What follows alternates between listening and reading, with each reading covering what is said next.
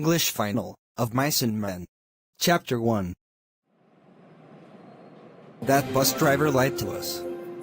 The ranch is more than just a stretch. We've been walking for 10 miles. What are we going to do, George? Guess we have to keep walking. George, I'm hungry. Okay, I have 3 cans of beans. I like ketchup with my beans. We don't have ketchup. Whatever you want we don't have. Life would be better without you. George, why would you say that? You're hurting my feelings. I can go away and hide in a cave if you want me to. Don't do that, Lenny. Just eat your beans. Time. Tell me about us living off the fat of the land, George. We're gonna have a couple acres of land and no farm animals. We're also... Tell me about the rabbits, George. Tell me how I'm going to tend to them. We'll have alfalfa growing, and you will give them to the rabbits when they're hungry. I can't wait, George. Me neither. Now get some sleep, we're going to the ranch tomorrow. Chapter 2. My friend and I are here to speak to the boss about the job. Alright. The boss is a little mad you guys didn't show up before breakfast. Oh well. Why are you late? Where's your working ticket?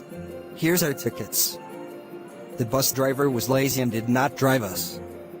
We had to walk. Why aren't you letting the big guy talk? Are you stealing his pay? No, I'm not. We're cousins and he got kicked in the head by a horse. By God, is he a good worker? Okay. You'll be picking barley with Slim. The boss leaves and Curly enters. What are you looking at, big guy? Nothing. Watch your back. Also, have you seen my wife? No. Curly leaves after threatening Lenny more. George tells Lenny to not mess with him and stay out of Curly's sight. Lenny agreed and Curly's wife comes into the bunkhouse. Have you seen my husband? No, go away. Don't talk to Curly's wife at all. Leave her alone, she causes trouble.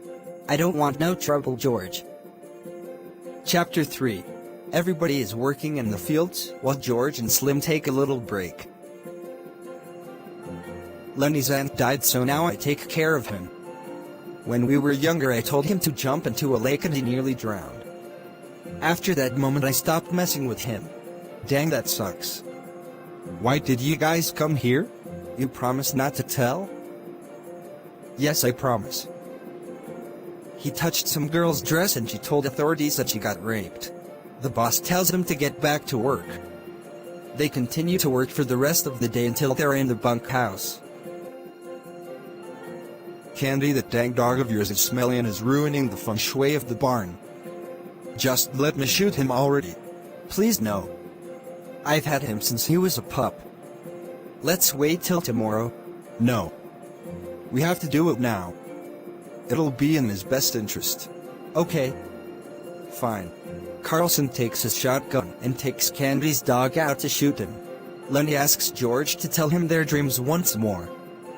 Candy hears and he's invited to join them because he is also contributing to the costs. Curly enters the bunkhouse asking if anyone has seen his wife, shocker, and gets mad at Lenny for smiling, and they get into a huge fight. What are you laughing at? I'm gonna beat you up. I don't mean no harm. George tells him to go hog wild. Aw, my hand. All the workers tell him to say his hand got caught in a machine and to not say anything. Curly agrees and is taken away. Lenny repeats to George that he didn't mean any harm and tells George he wants to tend to the rabbits. George is not mad at Lenny. Chapter 4. Lenny is putting his puppy and George tells him he is going into town. Lenny sees Crook's light and goes in to visit him. What are you doing in my room?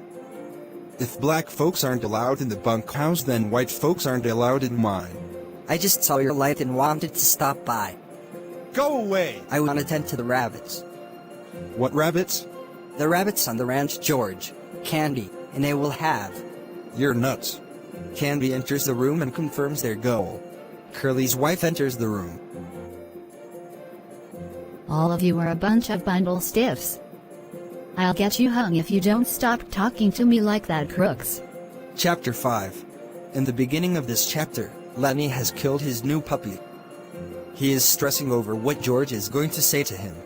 Curly's wife comes into the barn where Lenny is and sees the dead puppy. Why is he dead? I didn't mean any harm.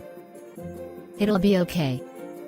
You know, I could have been a movie star, but my stupid mom wouldn't let me. Also, I hate Curly. He's mean to me. Maybe you could get rid of the dead pup for me so that I can tend to the rabbits. What's up with you and rabbits? They're soft. You're nuts. You know, my hair is super soft. Feel it.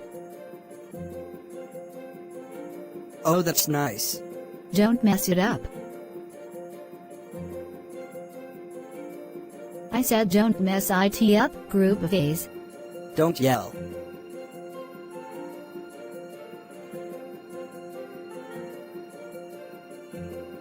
Lenny realizes he killed Curly's wife and runs to the lake where George told him to hide at. Candy sees Curly's wife dead in the barn and is quick to tell George.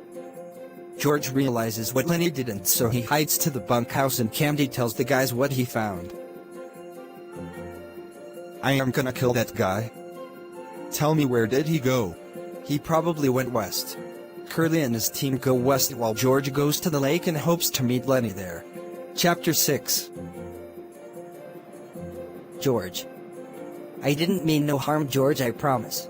It's okay, Lenny. Just stare out into the lake, Lenny, and I'll tell you how you're going to tend to them rabbits. Oh, George. I can't wait. Let's go now. George shots Lenny. Lenny was a danger to himself and others around him. George is not happy about what he had to do. Candy reassures George what he did was good and that it'd be okay. Thanks for watching the whole video. I know it was long. Smile. Love.